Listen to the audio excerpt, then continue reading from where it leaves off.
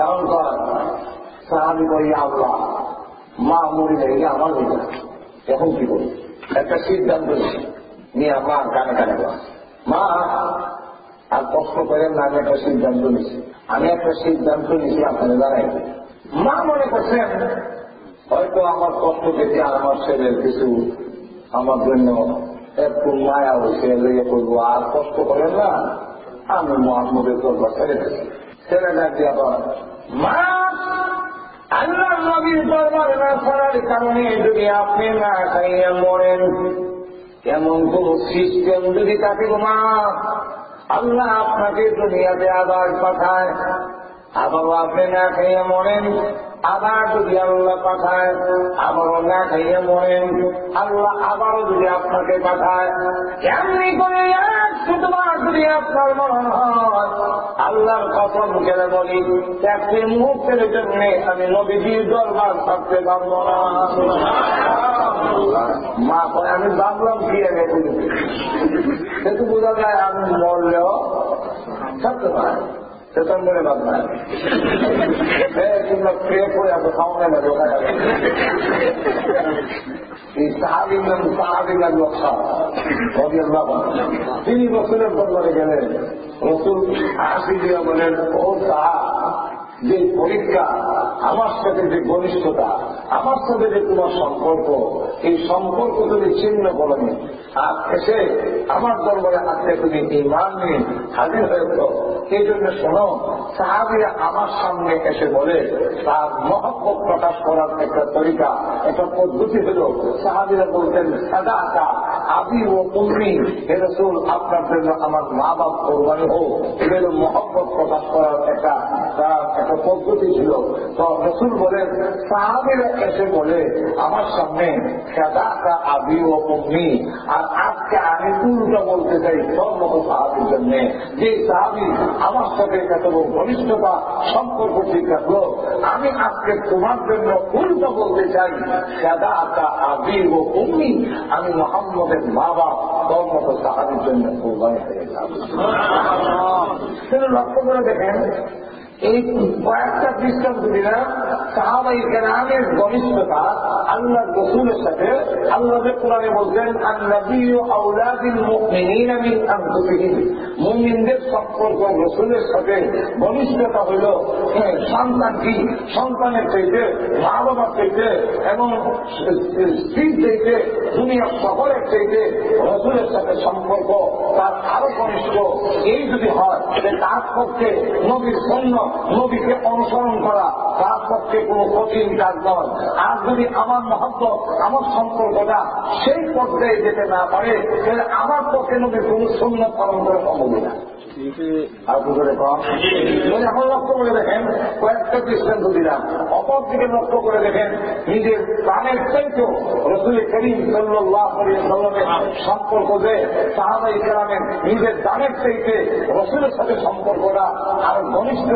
এই ঘনিষ্ঠতার সম্পর্ক বাস্তব দেখেন, বাস্তবতা হল উহুদের ময়দানে রাসূল করিম সাল্লাল্লাহু আলাইহি ওয়াসাল্লাম যখন এই কথা বললেন সাহাবীদের সামনে যে এখন তো কাফেররা আমাকে লক্ষ্য করে পাথর মারতেছে, এই পরিস্থিতি তোমাদের মধ্যে কি কেউ আছে যে এই তীরের সামনে নিজের জান রক্ষে পারবে আমাকে রক্ষা করার জন্য? তখন দেখা গেল একজন দুইজন নয়, 5 জন সাহাবী রাসূলের চতুর্দিকে দাঁড়াইয়া তখন একবার শিকারালা কাফের মতো দাঁড়ায় এলো। সামনে যিনি ছিলেন তার নাম আবু দুজানা, পিছনে যিনি ছিলেন তার নাম আবু তালহা রাদিয়াল্লাহু আনহু। তো দাঁড়ায় বলতেছেন ও কাফেররা, যত তীর মারার আমাকে মারো, যত পাথর মারার আমারে মারো, যতক্ষণ পর্যন্ত আমি জিন্দা থাকবো ততক্ষণ পর্যন্ত রাসূলের গায়ে আঘাত লাগতে দেওয়া হবে না। বাস্তবটি দেখা গেল যে এক একটা তীর আসে আবু দুজানার বুকে লাগে, কোনোটার পেটের মধ্যে লাগে, নারীগুলি যখন পেটে পড়ে যায়, এই পরিস্থিতিতে আল্লাহ রাসূল সাল্লাল্লাহু আলাইহি ওয়াসাল্লাম এর গায়ে আঘাত লাগতে যায় না। আবু তালহার শরীরে অসংখ্য অগণিত তীর লাগা, আবু দুজানার পেটের মধ্যে বুকের মধ্যে অসংখ্য অগণিত তীর লাগা। আরেকজন সাহাবী এসে আবু দুজানাকে হাত ধরে টান দিয়ে বলেন তুই লড়ছ না, কোনো শব্দ নাই, তো তোমার তো নারীগুলি পেটে পড়ে যাচ্ছে, একটু সরো আমি দাঁড়াই। আবু দুজনের জবাব দেয়, যতক্ষণ পর্যন্ত আমি শহীদ না হব এর আগ পর্যন্ত তোমাকে শহীদ দেওয়া হবে। এখন লক্ষ্য করে দেখেন, আমরা যদি রসুলের অনুসরণ করতে হয়, রসুলকে ফলো করতে হয়, যতক্ষণ পর্যন্ত আমরা আমাদের নিজের প্রাণের চাইতেও রসুলের ঘনিষ্ঠতা বেশি বাড়াতে না পারবো, ততক্ষণ আমার পক্ষে আপনার পক্ষে রসুলের অনুসরণ করা সম্ভব না। আর যদি মহব্বত বেশি হয় তো সব কিছু ত্যাগ করা সম্ভব হবে। এক সুযোগের সামনে সব মোবাইলে দেওয়া হইল, তরমুজ খান, ওদের বলেন আমি তরমুজ খাবো না, কিন্তু কেন তরমুজ খাবে ঠান্ডা নাকি দেবে, বলে না আমি যেটা ডায়াবেটিস আছে নিজে ডায়াবেটিস বা দিলে বলি, বলে না খাবো না, বলে আপনি খাবেন না কেন, তরমুজ খাওয়াকে না দেয়, বলে না যায় তো খাবেন না কেন, উনি বলেন আমার রসুল খাইতেন কিনা আমি জানি। আরো আসতে হবে, আমার রসুল খাইতেন কিনা আমি জানি না। যতক্ষণ পর্যন্ত রসুল খাইতেন বলে আমি না জানবো, যতক্ষণ পর্যন্ত রসুল তরমুজ খাওয়ার পদ্ধতিটা কি এটা আমি না জানবো, আমার গানে যতই পারতেন মুখ খাইতে আমি খাইতে যাবো না যতক্ষণ পর্যন্ত আমার রসুল খাইতেন কিনা এই কথাটা আমি না জানবো। তো যখন আমরা পরিপূর্ণ হবে, আজকে আমাদের রসুলকে নিয়ে কনেক্ট করে, আজকে রসুলকে নিয়ে ব্যঙ্গ করে, এই ব্যঙ্গ করার সুযোগটা পেয়েছে এর পাওয়ার মূল কারণ আমরাও একবার নির্দোষ রকম না, আমরাও এর মধ্যে আছি। আমরা নিজেরাই রসুলের সুন্নতকে পরিপূর্ণ অনুসরণ করি না, রসুলের তরিকাকে পরিপূর্ণভাবে মেনে চলছি না, যার ফলে আজকে বিধর্মীরা, আজকে নাস্তিকরা মাথা ফলা দেওয়া উঠে রসুলকে কটাক্ষ করার দুঃসাহস দেখায়। যদি আমরা পরিপূর্ণভাবে রসুলকে অনুসরণ করতে পারতাম, রসুলের সুন্নতকে পরিপূর্ণভাবে আমরা জীবনের সর্বক্ষেত্রে ধরতে পারতাম, তাহলে অবশ্যই বেঈমান কাফেররা এবং বিশেষ করে নাস্তিকরা রসুলকে নিয়ে কটাক্ষ করার দুঃসাহস দেখাতে পারত না। আর বুঝলে আমি তো নিজে রসুলের পুরোপুরি পূর্ণতা জানি না, তুমি এই সুন্দরকে আরেকজন রসুলের সাথে কটাক্ষ, রসুলকে নিয়ে কটাক্ষ করবি, তারপরে রসুলের নাম নিয়ে ব্যঙ্গ সূচক, রসুলের নাম নিয়ে আজকে আমরা বাংলাদেশের মতো ৯৭ জন দেখাতে মুসলমান, যারা ক্ষমতায় আসতে গেলে সকল ইসলামের দুহায় জন। আর বুঝলে আওয়ামী লীগ বলেন, বিএনপি বলেন, জাতীয় পার্টি বলেন, সকলে তো ইসলামের নাম ব্যবহার করে, তাই না? আর বুঝলে এই সামনে ইলেকশন আইব আপনার আগে দেখবেন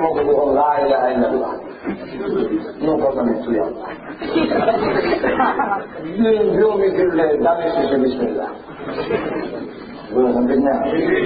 সবাই দেখবেন ইলেকশনে খাবে টুপি না থাকলে, টুপি না থাকলে পুরান একটা টুপি ভর্তি করে মাইকের সঙ্গে গিয়ে বিসমিল্লাহ নাহমাদুহু ওয়া নাস্তাঈনুহু সব দিয়ে শুরু করে, সাগরের মাছ শুরু করে। এই যে সকলের ইসলামের সামনে রেখে আল্লাহ আকবার, যারা বোঝা গেল রাজনীতির ময়দানেও ইসলামের সামনে রাখবেন, এর রাখার মূল কারণ হইল যে বাংলাদেশের শতকরা ১৯০ জন হইল মুসলমান।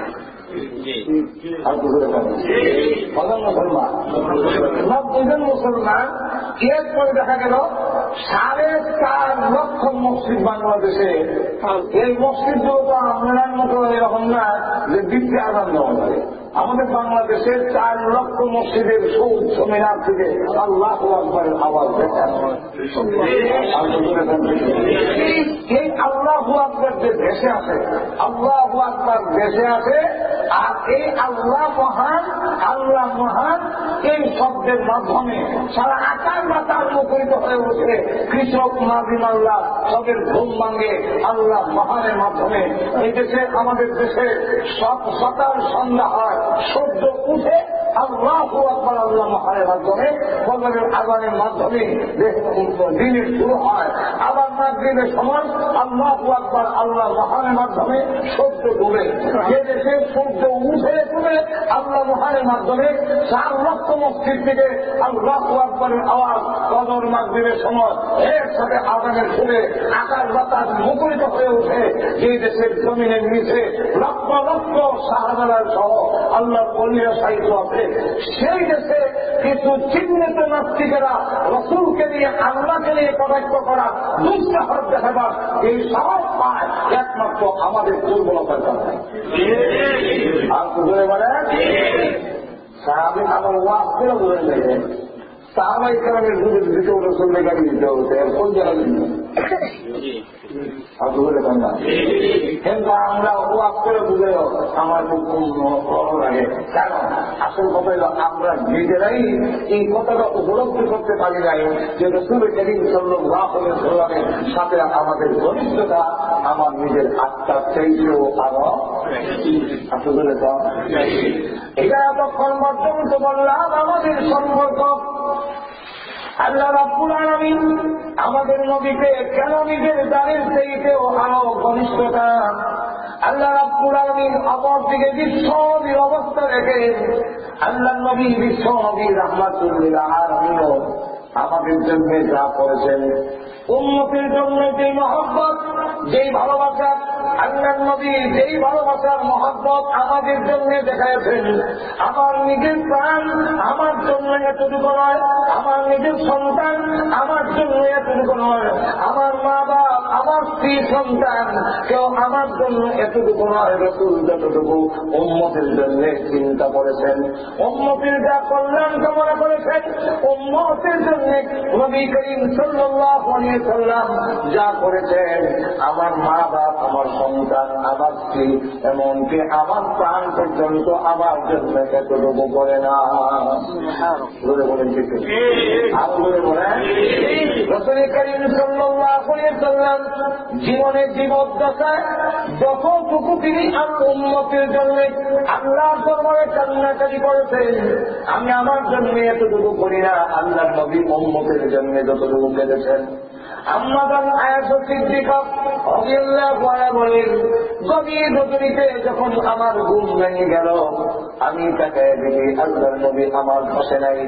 আমি জাগ্রত হইয়া যখন দেখলাম রাসূল আমার পাশে নাই, আমি একটু হাত বাড়াইয়া দিলাম, এমনি তাকায় দেখি আল্লাহর নবীর পায়ের মধ্যে আমার পায়ের তলায় আমার হাত পড়েছে। তখন আমি বুঝতে পেরেছি নবীজি সিজদায় পড়ে আছেন। এই অবস্থায় আল্লাহর নবী কখন সিজদা থেকে উঠবেন আমি অপেক্ষায়, কিন্তু দেখা গেল নবীজি সিজদা থেকে মাথা উঠেন না। আমার সন্দেহ দেখে গেল না জানি সিজদারত অবস্থায় নবীজি পৃথিবীর থেকে বিদায় হয়ে গেছেন। আমি আসতে বলি নবীজির পা মুবারকে নদী চাপ দিলাম, তখন পা লড়াই কিনা দেখি পা নয় না, সন্দেহটা আমার আরো প্রখর হয়ে গেল। তখন আমি আস্তে করে নবীজির নাক মুবারকের কাছে হামাগুড়ি দিয়ে গেলাম, নবীজি শ্বাস পালান কিনা।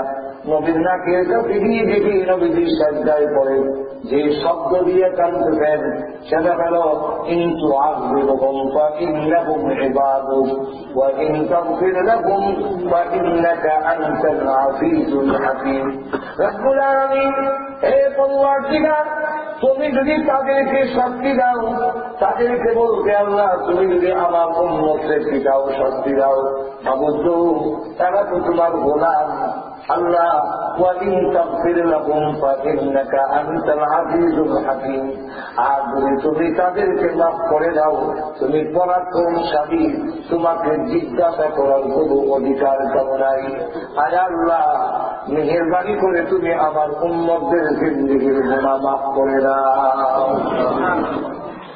আম্মাদান আয়েশা বলেন, এই অবস্থায় যখন দেখলাম নবীজি সিজদায় পড়ে কাঁদতেছেন, এদিকে হযরত বিলাল রাদিয়াল্লাহু আনহু ফজরের আযান দিয়ে ফেলেছেন, কিন্তু নবীজি সিজদা থেকে মাথা উঠান না। হযরত বিলাল রাদিয়াল্লাহু আযান দেওয়ার পরে সাহাবায়ে কেরাম অপেক্ষায় আছেন, নবীজি গিয়ে নামাজ আদায় করলেন।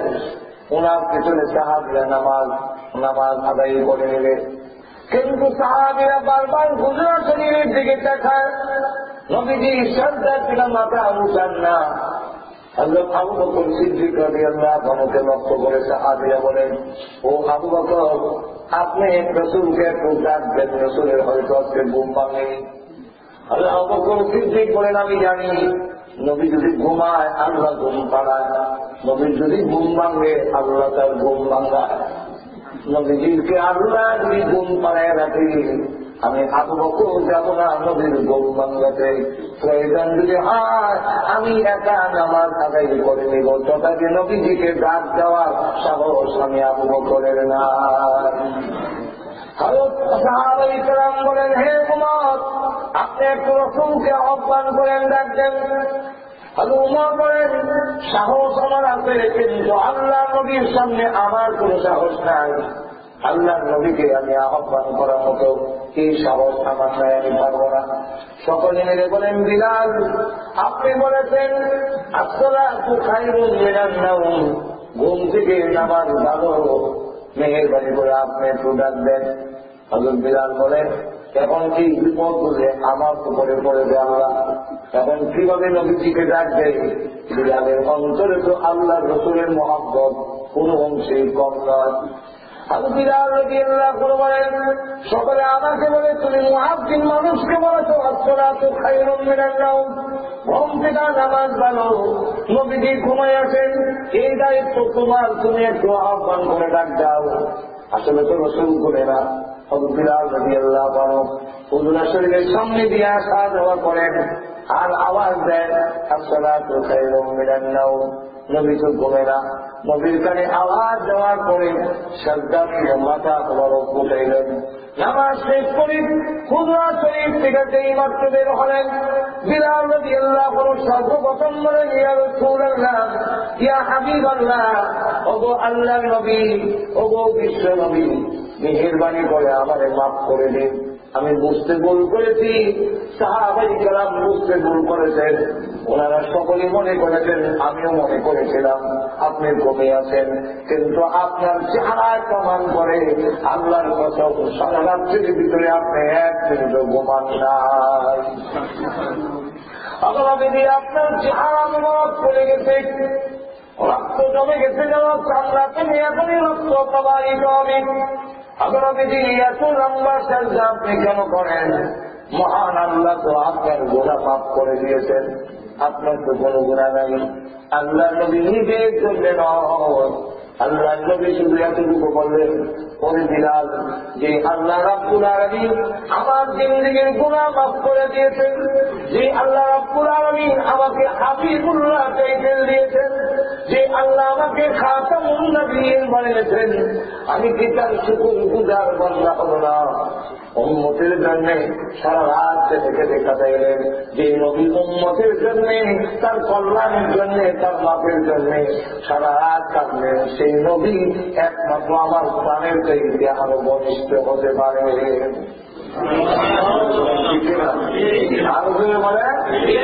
শুধু এটাই না, আপনাদের বলেন, আমি একদিন তাকায় দেখি আল্লাহ নবী হুজুর শরীফের ভিতরে এসে কান্নার অবস্থায় প্রবেশ করলেন।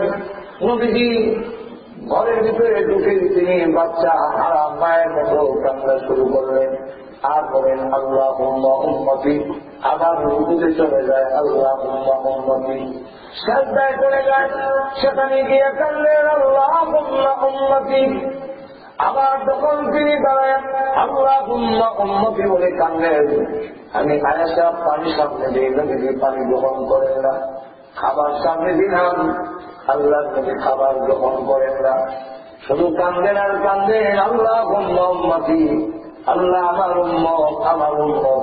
কি উম্মত, কি অবস্থা, কি হয়েছে আর কিচ্ছু বলে না, কারণ আল্লাহ ভালো করে জানেন নবী আল্লাহুম্মা উম্মতি দিয়ে কি বলেছে চান। আমরা জানা এসে বলেন, নামাজের সময় যখন হয় তখন তাকায় দেখি নবীজি মসজিদের ভিতরে চলে গেলেন কান্নারত অবস্থায়, নামাজের সালাম পেয়ে আবার হুজুরের শরীরে এসে আবারও আগের মতো আল্লাহুম্মা উম্মতি বলে কাঁদেন। এই অবস্থায় একেবারে 3 দিন চলে গেল, নামাজে আসা যাওয়া করেন, কিন্তু নবীজির কান্না বন্ধ হয় না, খাবারও গ্রহণ করেন না। সকলেই বড় পেরেছেন। আবু বকর সিদ্দিক রাদিয়াল্লাহু আনহু বলেন, ইয়া রাসূলুল্লাহ, কেন কাঁদলেন? আমি আবু বকরকে জানতে পারি, একটু দরজাটা করেন না, আমি বড় ভেতরে ঢুকি। আল্লাহ নবী ইশারা দিয়ে বলেন, আয়েশা দরজা খুলে দিও না।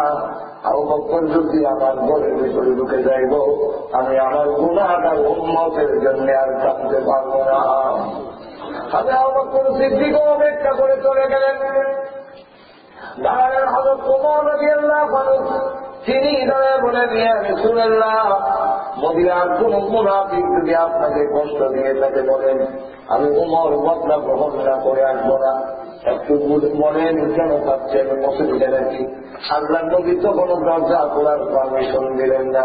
তিনি অপেক্ষা করে চলে গেলেন। দাঁড়ালেন হযরত সালমান ফারসি রাদিয়াল্লাহু আনহু।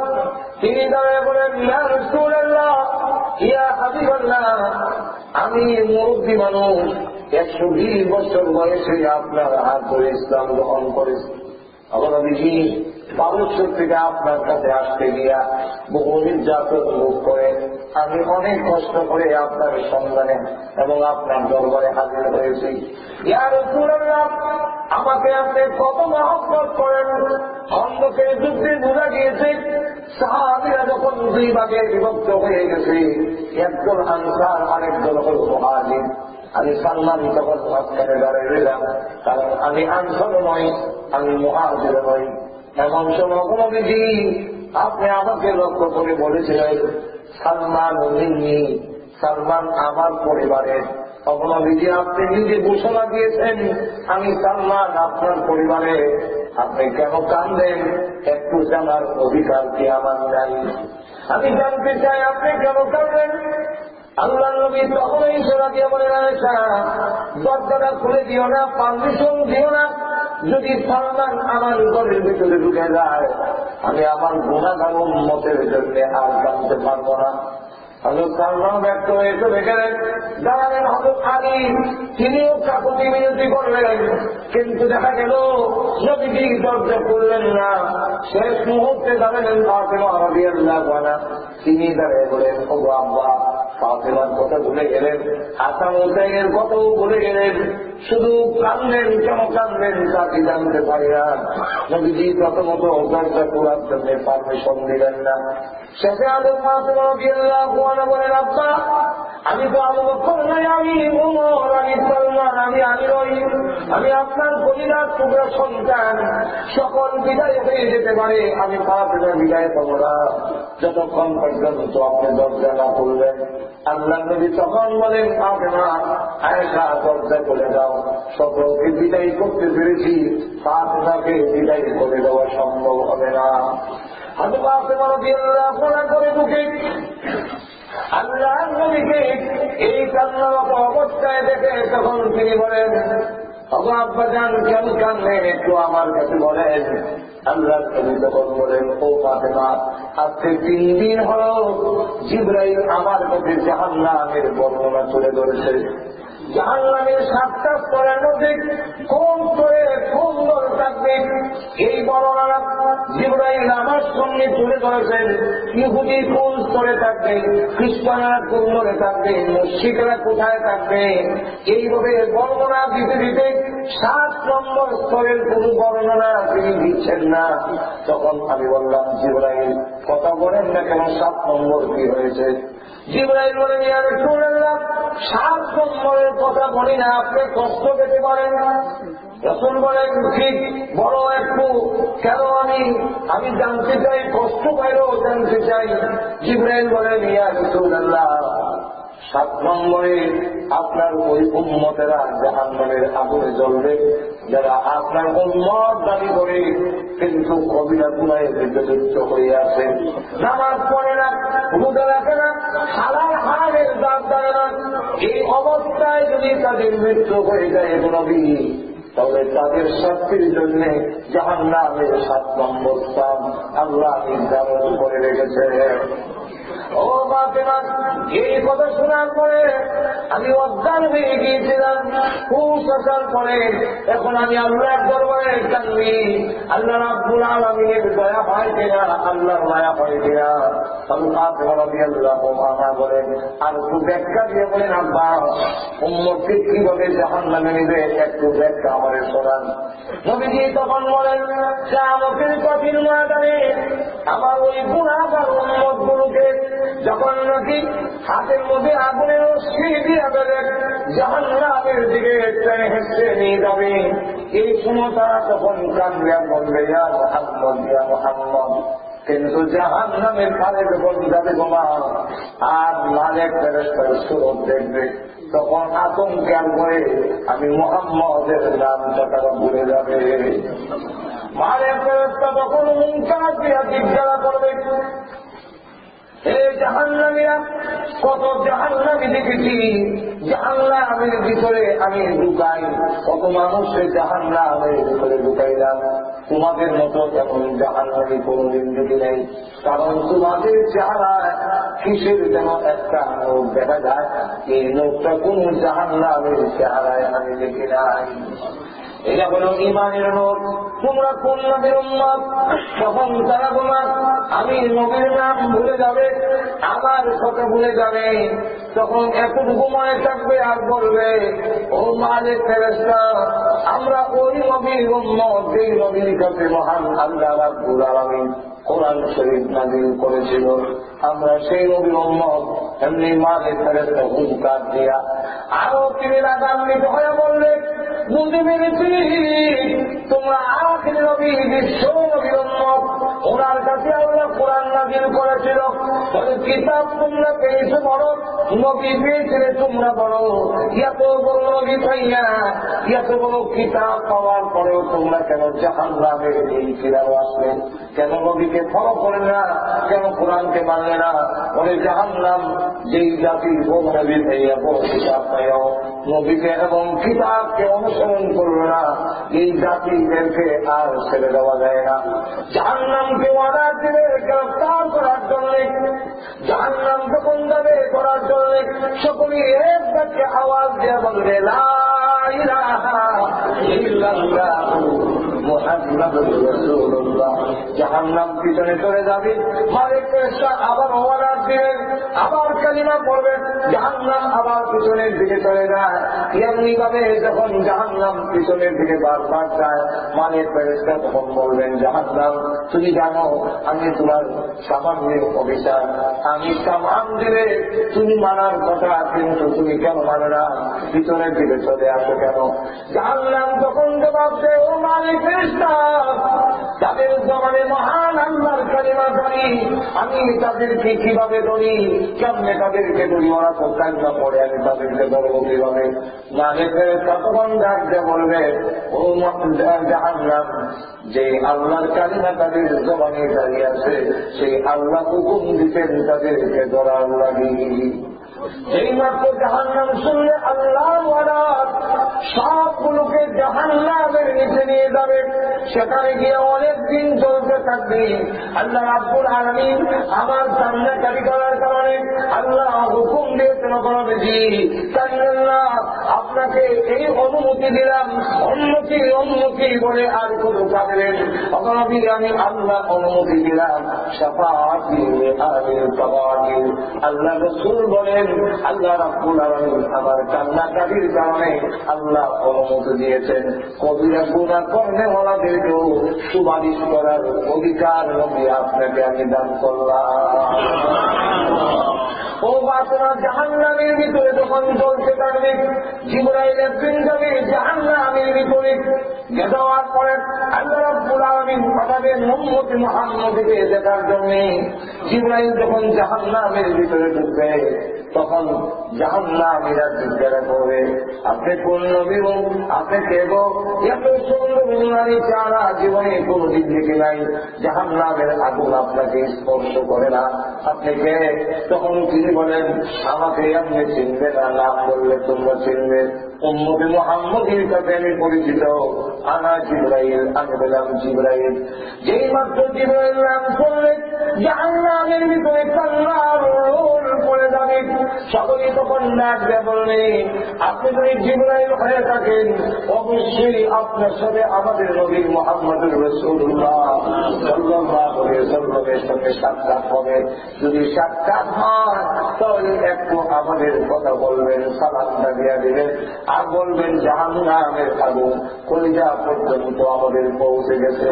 নবীর কাছে এতটুকু বলে দিয়ে আমি আমার নফসের কথা মানার, আমি কবিরা গুনার মধ্যে লিপ্ত হইয়া আমি আমার নিজের কথাকে অনুসরণ করার কারণে আমার নফসে বলেছে এই গুনাহ করার জন্য আমি করেছি, আমার নফসে বলেছে সুদ খাওয়ার জন্য আমি সুদ খেয়েছি, আমার নফসে বলেছে ঘুষ খাওয়ার জন্য আমি ঘুষ খেয়েছি, আমার নফস বলেছে খুন করার জন্য আমি তার কথা অনুসরণ করে খুন করেছি, আমার নফস আমাকে গুনার সাথে জড়িত করে দিয়েছে, আমার নফস আমাকে এইভাবে বিভিন্ন গুনার দিকে উৎসাহিত করেছে, আর আমি আমার নফসের অনুসরণ করে আজকে জাহান্নামের ভিতরে দাও দাও আগুনের ভিতরে জ্বলতেছি।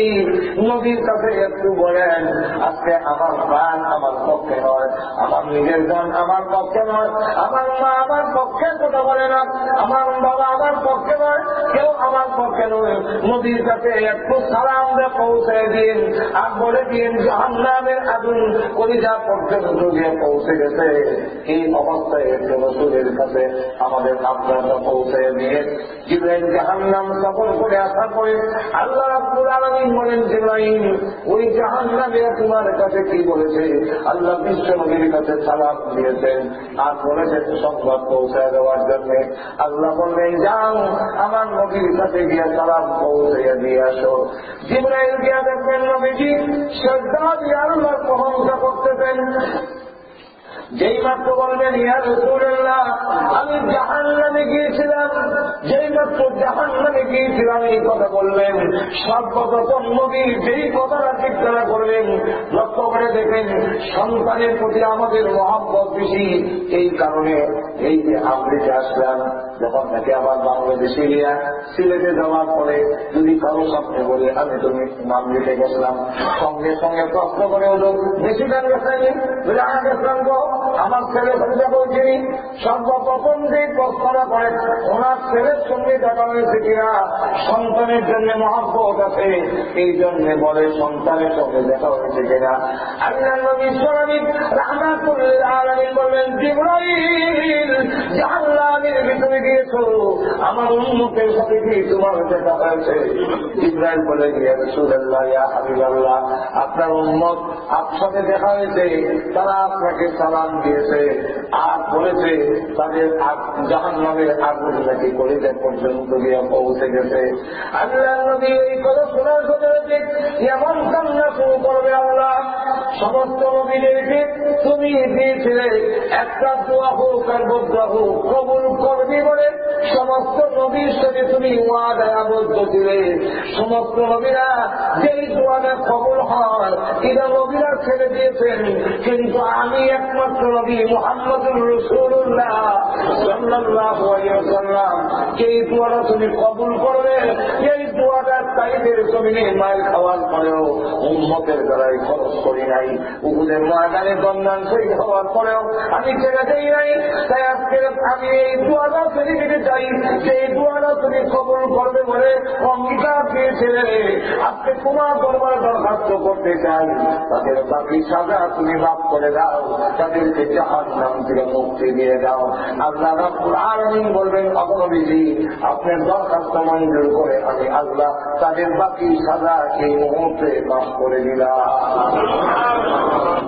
লক্ষ্য করে দেখেন যে নবী মুহাম্মদুর রাসূলুল্লাহ সাল্লাল্লাহু আলাইহি ওয়াসাল্লাম তার উম্মতের জন্য দুনিয়া এবং আখিরাতে এতটুকু পেরেছিলেন, তার উম্মতের জন্য দরদি। পৃথিবীর থেকে বিদায় হওয়ার সময়ও উম্মতি বলে ইন্তেকালের আগ পর্যন্ত উম্মতের জন্য এত দরদ, উম্মতের জন্য এত মহব্বত। সুতরাং সেই নবী তার উম্মতের জন্য দুনিয়াতেও পৃথিবীর থেকে বিদায় হওয়ার পরে কবরের জগতে যখন দেখা হইল, এর আমি বলেন রাসূলকে কবরে রাখার পরে আমি হঠাৎ করে নবীজির রওজা শরীফের দিকে তাকায় দেখি নবীজির দুইখানা চোখ মোবারক মরতেছে।